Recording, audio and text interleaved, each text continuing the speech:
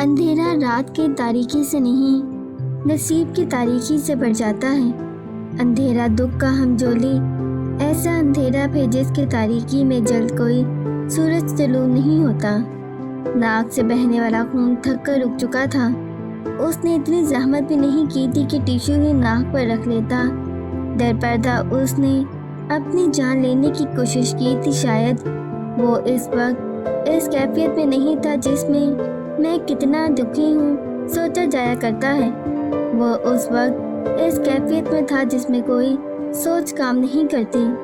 کرسی پر وہ چپ بیٹھا تھا، ہاتھ گود میں تھے، کمرہ اندھیرے میں اور وہ خود گمشدہ۔ سائی اس کے کمرے کا دروازہ بجا رہا تھا، لیکن ایسا نہیں تھا کہ وہ کھول نہیں رہا تھا، بس ایسا تھا کہ وہ سن نہیں رہا تھا۔ سائی کو سادھنا نے فون کیا تھا اور وہ فوراً اس کے کمرے کی طرف لپکا تھا۔ کارڈ موجود نہیں تھا۔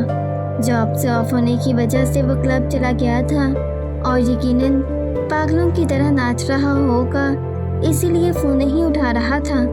صرف وہی اس کا کمرہ کھول سکتا تھا، اور جب اس نے فون اٹھا لیا تو آنے میں اسے ذرا وقت نہ لگا۔ سائی نے مختصراً اسے سب بتایا اور کمرہ کھول کر کارل سائی کو باہر ہی چھوڑ کر آلیان کے پاس آ گیا۔ کارل اس کے پاس گھٹنوں کے بل بیٹھ گیا تو آلیان کو اس کی موجودگی کی خبر ہوئی۔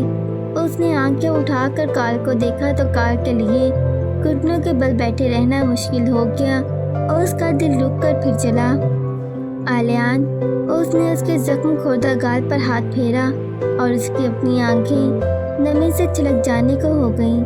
جب اس پر پہلی بار یہ ادراک ہوا تھا کہ وہ دنیا میں اکیلا ہے تو اس کی آنکھیں ایسی ہو گئی تھیں، اور اس کے بعد اب اس نے زندگی میں جس پہلے انسان کے ساتھ محبت کی تھی وہ آلیان تھا، اور جس کے لیے وہ آگ میں بھی کود سکتا تھا وہ بھی آلیان ہی تھا۔ اس نے گود میں رکھے اس کے ہاتھ اپنے ہاتھ میں لیے اور اس پر ظاہر ہوا جیسے اس نے کسی مر چکے انسان کے ہاتھوں کو چھو لیا۔ ان ہاتھوں میں زندگی کی بوجھل تپش بھی ناپید تھی۔ اس کے بائیں ہاتھ کی دونگلیوں کے ناخن جڑ سے اکھڑے ہوئے تھے، اور اتنی تکلیف پر بھی وہ کیسے خاموش تھا۔ اس میں سہن زیادہ تھی یا فراموشی؟ تم کب بڑے ہو گئے آلیان؟ اس نے اس کے سر کے بال نرمی سے مسلے اور اس کی لاپتہ نظروں کا پتہ کرنا چاہا۔ پھر وہ اٹھ کر اس کی وارڈروب تک آیا اور نچلے خانے میں رکھا فرسٹ ایڈ باکس نکالا اور گھٹنوں کے بل اس کے سامنے بیٹھ کر روئی سے اس کے گال صاف کرنے لگا۔ اس کی ناک کے پاس خون کے لوتھڑے جمے تھے، انہیں اس نے نرمی سے صاف کیا، اور پھر ان ناخنوں کو جو سارے اکھڑ چکے تھے لیکن ذرا سے جڑ کے ساتھ چپکے ہوئے تھے، کٹر سے کاٹا اور آلیان نے سی بھی نہ کی۔ تمہیں یہ یاد رکھنا چاہیے کہ میری کچھ سانسیں تم میں سے راستہ بنا کر مجھ تک آتی ہیں، اور یہ بھی نہیں بھولنا چاہیے کہ کارل کا شمار بھی بد نصیبوں میں ہوتا اگر اس کے پاس آلیان نہ ہوتا۔ وہ مجھ سے ملنے بھی آیا تو اپنے فائدے کے لیے۔ کارل میرا باپ، اس نے یہ بھی نہیں پوچھا کہ میں اس کے بغیر کیسے رہا، اتنے سال میں نے اس کے بغیر کیسے گزارے، میری ماں کب اور کیسے مر گئی، اس کی قبر کہاں ہے، وہ کتنی تکلیف میں رہی، اس پر کیا کیا بیتی، کوئی ایک بھی بات اس نے نہیں پوچھی۔ آلیان نے بولنا شروع کر دیا اور کارل نے خود کو کئی راتوں اور کئی دنوں تک سننے کے لیے تیار کر لیا۔ اس نے آلیان کے دونوں ہاتھ اپنے ہاتھوں میں لے رکھے تھے اور وہ انہیں نرمی سے تھپک رہا تھا۔ دوسری طرف امرا سائی کے سامنے کھڑی تھی، دونوں ہال کے بیرونی گیٹ کے باہر کھڑے تھے۔ ابھی وہ ٹھیک نہیں ہے، تمہارا اس سے ملنا ٹھیک نہیں ہے، سائی نے قدر سختی سے کہا، ایسی سختی جو اس کے مزاج کا خاصا نہیں تھی۔ وہ غصے میں نہیں، تکلیف میں ہے سائی، میں نے سب نیک نیتی سے کیا، میرا یقین کرو۔ نہیں، تم نے نیک نیتی سے نہیں، سنگ دلی سے کیا، اپنے لیے کیا امرا، تمہیں اپنے خاندان کے لیے اس کا خاندان چاہیے تھا، تمہیں اس سوال کا جواب معلوم کرنا تھا وہ جائز ہے یا ناجائز، تمہیں اس پر ایک لیبل چاہیے تھا اس کے خاندانی ہونے کا۔ تم ہر بات میں مجھ سے مشورہ کرتی ہو نا امرا، تم نے اس بات کو لے کر مجھ سے مشورہ کیوں نہیں کیا؟ اگر تم مجھ سے پوچھتی تو میں تمہیں منع کر دیتا۔ امرا، इतनी सीधी सी बात तुम नहीं समझ सकी कि खानदान लापता नहीं हुआ करते, वो खुद को लापता कर लेते हैं। अगर कोई उसका बाप था तो वो अब तक कहाँ था? उसने बेसहारा बच्चों के इदारे में परवरिश क्यों पाई? एक दूसरी खातून ने उसकी माँ होने का फरीज़ा क्यों अदा किया और उसी खातून ने उसके बाप को उसके बारे में क्यों नहीं बताया? वो इसी हालत से डरती थी जिस हालत में अब आलियान है। तुम थोड़ी सी अकल इस्तेमाल करती तो सब समझ जाती। अमरहा की आंखों ने उसकी ज़ात के अंदर की वीरानियाँ बहुत तफसील से देखी। मैं उससे मोहब्बत करती थी, उसके लिए हर हद से गुजर गई, हर हद से। हाँ, तुम गुजर गई और देखो उससे कितनी तकलीफ हुई। क्या कभी तुम्हें आलियान ने कोई तकलीफ दी? अमरहा, पहले तुम खुद ये फैसला कर लो कि तुम्हें क्या करना है। जब उसने तुम्हें प्रपोज किया तो तुमने कहा तुम उससे मोहब्बत करती हो, लेकिन इस मोहब्बत को अपना सकती हो ना उसका ऐलान कर सकती हो। तुम्हें उससे अलग रहना है। फिर तुमने कहा कि तुम उसके बगैर नहीं रह सकती और तुम अपने घर वालों से बात करना चाहती हो। मैंने दादा से बात की थी, उसकी रूह ने उसके जिस्म को अकेला छोड़ना शुरू कर दिया। अमरहा, एक सीधी सी बात है, वो जहाँ है जैसा है तुम्हें उसे ऐसे ही कबूल करना है। तुम उसके माशरती रुतबे को बदल कर उसे नहीं अपना सकती, ये मुनाफकत होगी। तुम ऐसे उसका हिसाब किताब नहीं कर सकती। ये कोई खेल नहीं है कि जब तुम खेल सको तो ठीक, वरना तुम छोड़कर चली जाओ कि तुम नहीं जीत सकती और जाते जाते तुम उसे हरा जाओ। कभी गौर किया है अमरहा कि तुमने उस शख्स का क्या हाल कर दिया है? तुमसे पहले वो और कार सबका नाक में दम किए रखते थे। पढ़ने के अलावा जो उन्हें दूसरा काम होता था वो शरारतें था। यहाँ से जाने वाला हर स्टूडेंट यूनिवर्सिटी को भूल सकता है, लेकिन उन दोनों को नहीं। उसकी एक जिंदगी थी हंसती मुस्कुराती खिलखिलाती हुई, और तुमने ये खुद कबूल किया था कि तुम जानती थी कि वो तुम्हें किस कदर पसंद कर रहा है और तुमने ये होने दिया। तुम क्या इख्तिताम चाहती हो अब इस सारे किस्से का? अमरहा के सब ठीक हो जाए? तुम अमरहा पहले खुद को ठीक करो, फैसला करो और खुद को सुनाओ। साई जरा देर के लिए रुका, लेकिन इससे पहले मैं तुम्हें मशवरा दूंगा कि फिलहाल आलियान से दूर रहो। अमरहा ने गीली हो चुकी दिल की धरती से आंखें उठाकर साई को देखा। हर तरफ से उसे दूर रहने के फैसले सुनाए जा रहे थे। उसके फादर उसे पहले से ही ढूंढ रहे थे। हाँ, मैं जानता हूँ, लेडी महर ने मुझे बता दिया था सब। जब इतने अरसे तक वो उन्हें आलियान से दूर रखती रही तो तुमने ये कामयाबी उन्हें क्यों हासिल करने दी? तुम्हें लगा कि वो आलियान के साथ ठीक नहीं कर रही, उसे उसके बाप से मिलने नहीं दे रही। हाँ, उसने सच बोला। जब तुमने मुझे बताया तो मैंने दुआ की कि ये हरकत तुम्हारे हक में जाए, लेकिन ऐसा नहीं हुआ। अमरहा, हम में से कौन है जो तुम्हारा बुरा सोचता है? तुम्हें हमारी कोई एक बात तो माननी चाहिए थी। साई कितना ठीक कह रहा था। उसने उसे मशवरा दिया था कि वो दादा के पास चली जाए और उन्हें समझाए, लेकिन उसे ये खौफ था कि दादा उसे वापस से नहीं आने देंगे। पहली बार मुझे दुख हुआ अमरहा कि मैं एक सख्त दिल इंसान का दोस्त हूँ। उसके जुदा होने के ख्याल से मेरा दिल सख्त हो गया। उसने अपना जुर्म मान लिया। उसने खुद को वीरा के करीब हो जाने दिया। ये वो दुख जो उसे सारी जिंदगी नहीं भूलने वाला था, जो उसकी आखिरी सांस तक उसे बंजर किए रखने वाला था। तुमने उसे दूर क्यों हो जाने दिया? उसकी मोहब्बत मेरे लिए इतनी जल्दी खत्म हो गई। अब तुम्हारी मोहब्बत उसके लिए एकदम से इतनी जाग उठी कि तुम ये सब कर गुजरी, या तुम्हें ये सोचकर सुकून मिलता रहा कि वो मोहब्बत तो तुमसे ही करता है ना, और तुम्हें ये दुख हुआ कि वो किसी और की तरफ क्यों मतवज्जा हुआ? उसे तुम्हारे पीछे ही रहना चाहिए था और फिर जो चाहे तुम उसके साथ करती। वीरा ने खुद उसे प्रपोज किया। उसने उसे बढ़ावा नहीं दिया था, वो उसका दोस्त था। अगर मोहब्बत को एक तरफ रख दिया जाए तो अमरहा और वीरा में से आलियान के लिए बेहतर कौन है? मैं चाहूँगा तुम इस बारे में भी सोचो। अमरहा ने सियाह पुतलियाँ गैरमरी नुक्ते से हटाकर साई की तरफ देखा और देखती ही रही। वीरा, उसे कुछ वक्त लगा ये नाम बड़बड़ाने में।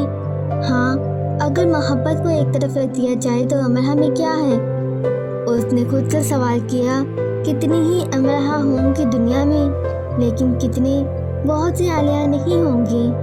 پال کے حملے کے بارے میں جب ہمارے ہال میٹ نے بتایا تو ہم سب پیٹ پر ہاتھ رکھے شہباز اور کال کے تھیٹر پر ہنس رہے تھے، اور اسی وقت اس کی ہنسی ایسے رک گئی جیسے دوبارہ وہ کبھی ہنس نہیں سکے گا۔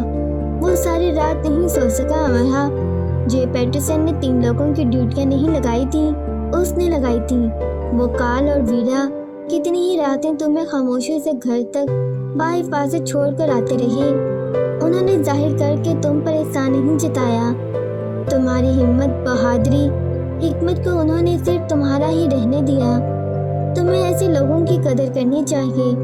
تمہیں ان کے ماضی کے بدنما داغوں کی طرف نہیں دیکھنا چاہیے۔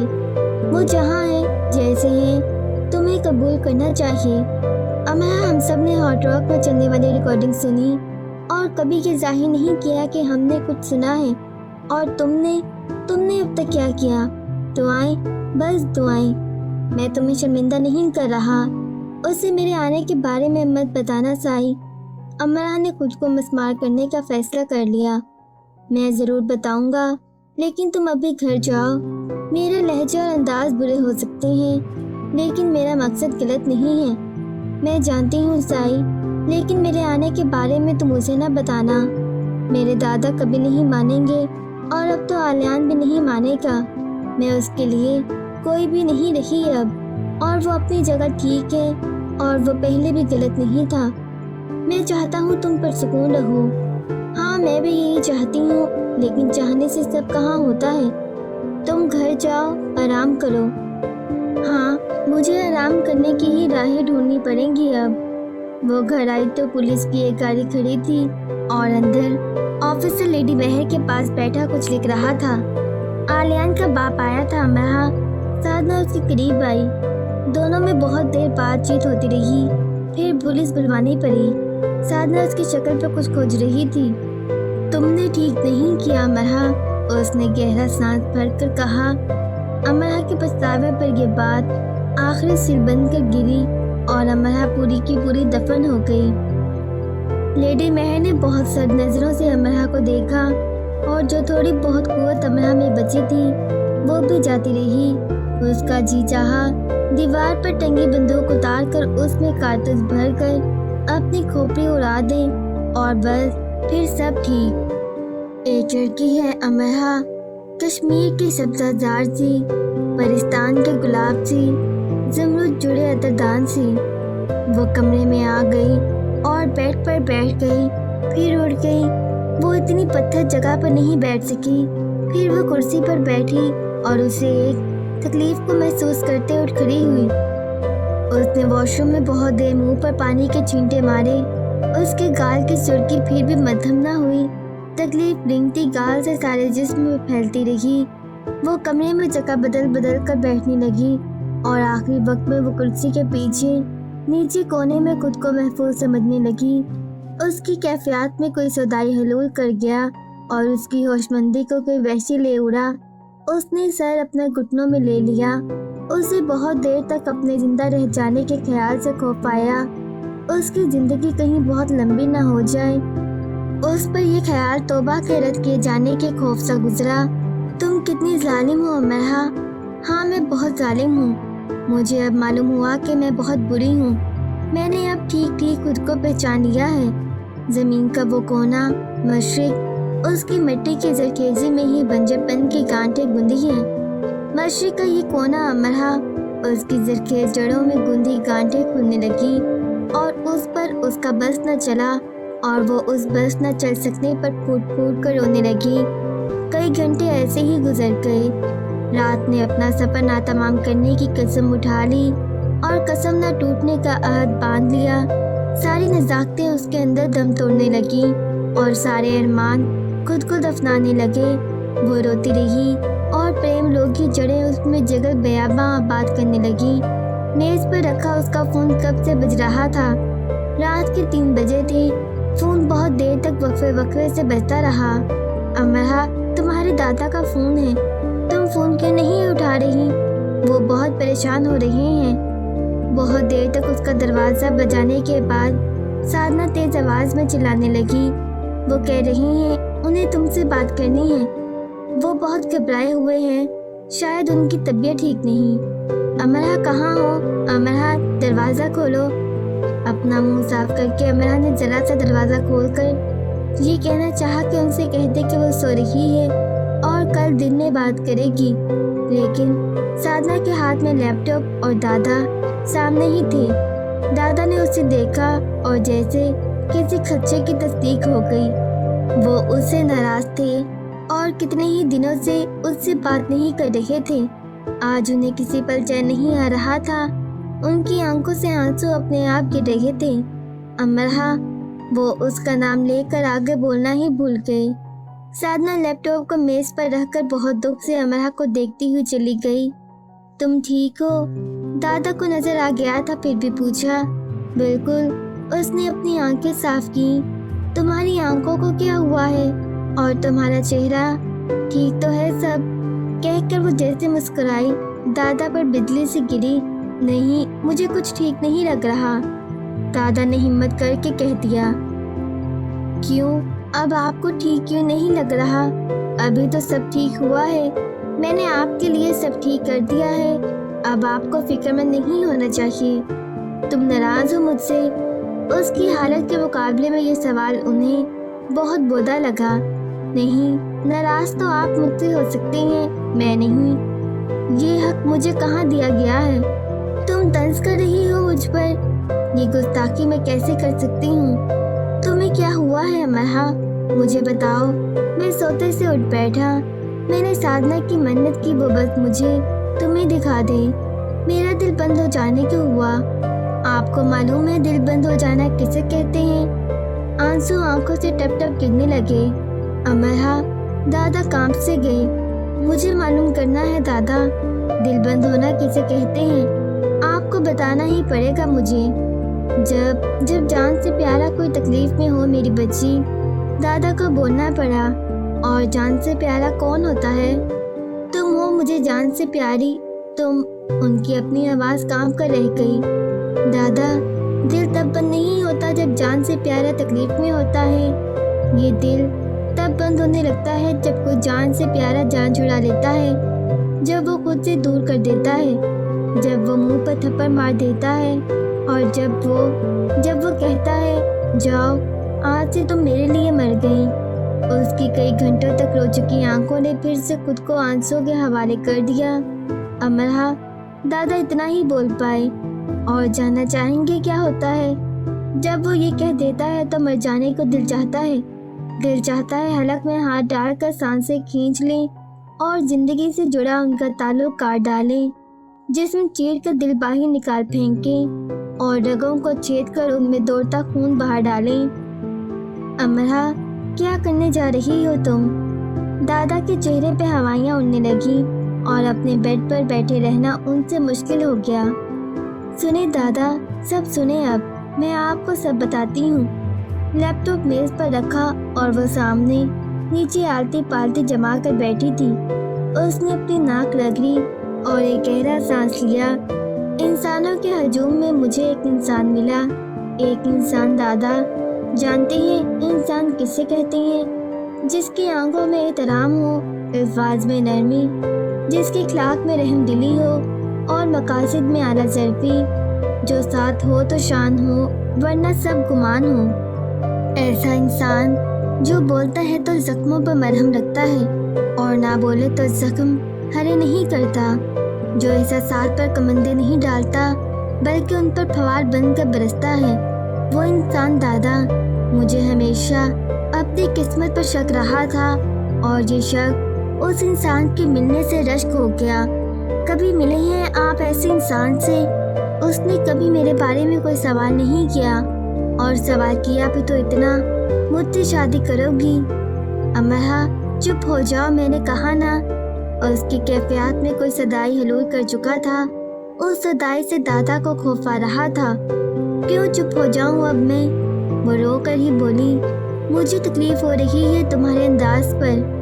آپ کو صرف مجھے دیکھ کر تکلیف ہو رہی ہے، صرف دیکھ کر۔ खुश किस्मत हैं आप अमरहा नहीं हैं। क्या हुआ है, तुम क्या करने जा रही हो? डरे मत, मैं मरने नहीं जा रही, इसकी नौबत नहीं आएगी। उसने जब कहा तुम मेरे लिए मर चुकी हो, ये काम तभी हो गया था।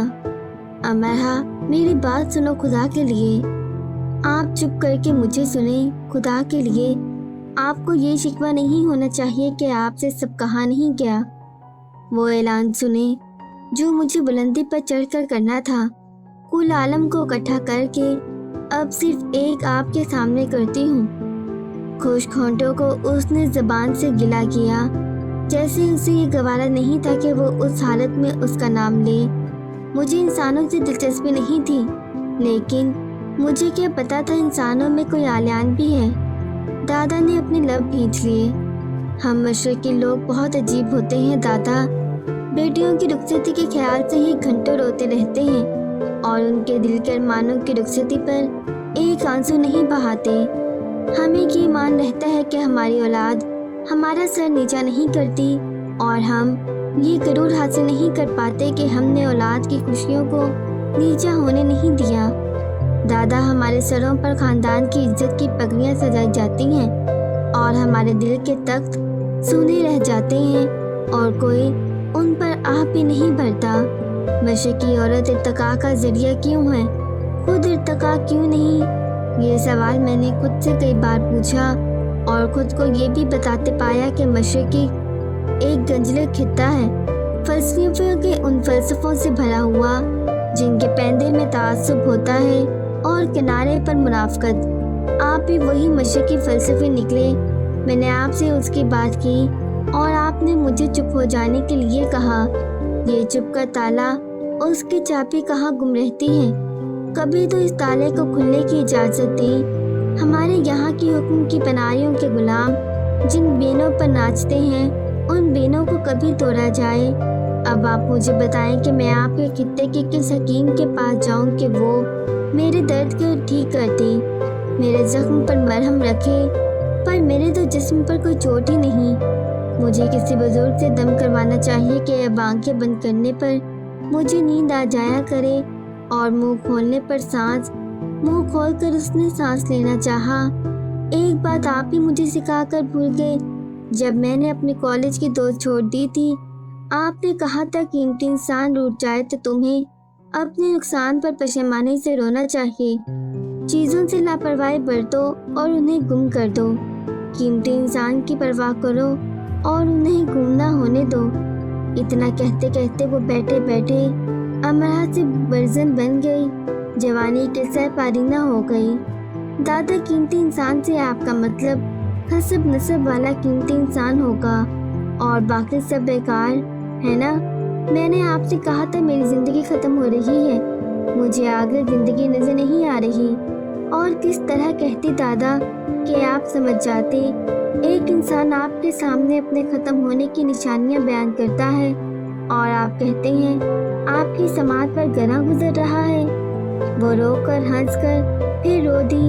मैं यहाँ आ रही थी तो आपने कहा हिम्मत से काम लेना, हर मुश्किल का मर्दाना बार मुकाबला करना, और इस जुदाई का इसका मुकाबला मैंने सिकंदराना भी किया तो भी शिकस्त मेरा ही मुकद्दर होगी। मैं ख़त्म होना शुरू हो गई हूँ और इस अमल की तकमील में बहुत वक्त नहीं लगेगा।